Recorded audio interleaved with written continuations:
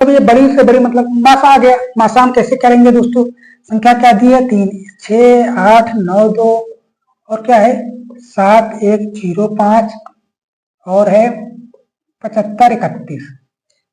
ये हमारे पास 3 संख्याएं हैं। तो हम एलसीएम कैसे करेंगे? पहला नंबर इसको डिफरेंट ले लेंगे, फिर इसको डिफरेंट लेंगे, फिर इसको और इसको डिफरेंट लेंगे। जैसे संख्या हमारे पास ए, बी और सी दे दे, हमें एलसीएम निकालने के लिए क्या करेंगे? ए माइनस बी, जो भी आएगा बी माइनस ए माइनस सी और क्या आएगा बी माइनस सी। ये आना चाहिए, मतलब तीनों का डिफरेंट आना चाहिए। तो हम पहले इसको घटा लेते हैं। ठीक, पहला क्या करेंगे? 7105 में से 6892 घटा देते हैं। कितना आएगा? 5 में 3 आ गया, ये 10, ये 0 आ गया, नहीं ये 1 बचेगा। 10 में से 9 जाएगा, कितना आएगा? 1 आएगा। ठीक है, बचा कितना है?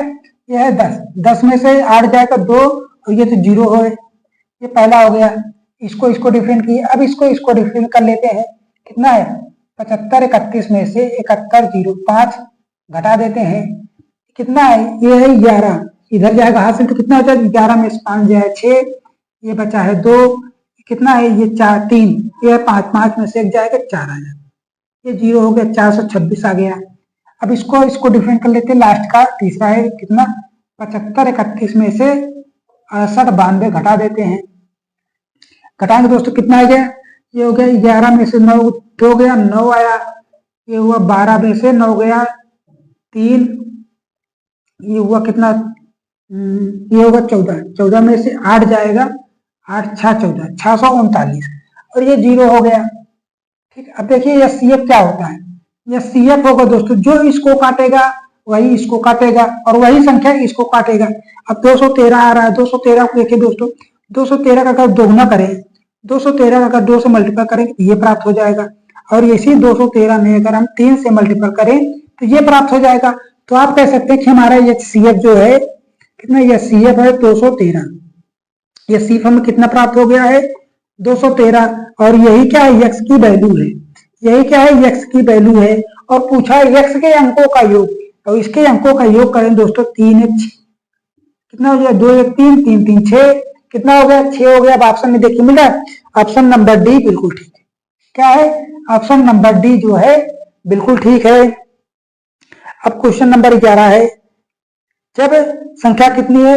18 33 24 82 और 31 90 को एक बड़ी से बड़ी संख्या x से विभाजित किया जाता है, तो प्रत्येक स्थिति में शेषफल y बचता है। क्या है? शेषफल y बचता है। तो पूछा क्या है? 13x माइनस 14y का मान ज्ञात करना है। 13x माइनस 14y का मान ज्ञात करना है। मैं एक टाइप के क्वेश्चन को एक ही मतलब लेके आया हूं ताकि आपको क्लियर हो जाए कि 1 से 2 क्वेश्चन में, और मैं उनको समझाने की पूरी कोशिश कर रहा हूं। क्वेश्चन कितना दिया? 18 33 और कितना है? 24 82 और कितना है? 31 90। ये हमारे पास 3 संख्याएं दी हैं। हमने क्या बताया? मासा ज्ञात करने के लिए तो इसका अंतर करेंगे, फिर इसका अंतर करेंगे, फिर इसका अंतर कर देंगे। तो पहले घटाना शुरू करते हैं। कितना आएगा? 24 82 में से 18 33 घटा देते हैं। इसको घटाएंगे तो 12 में से 3 गया, 9 3 12। अब कितना बचा? 7 में से 3 गया 4 और कितना बचा? 12। 12 में से 8 गया 4, 449 आया। ये पहला अंतर आ गया। अब इसका अंतर करें दोस्तों 31 90 में से 24 82 घटा देते हैं। कितना आएगा? 10 में से 2 जाएगा 8 आया और कितना बचा? ये 0 हो गया। और 11 में से 4 गया 7, ये 0 हो गया।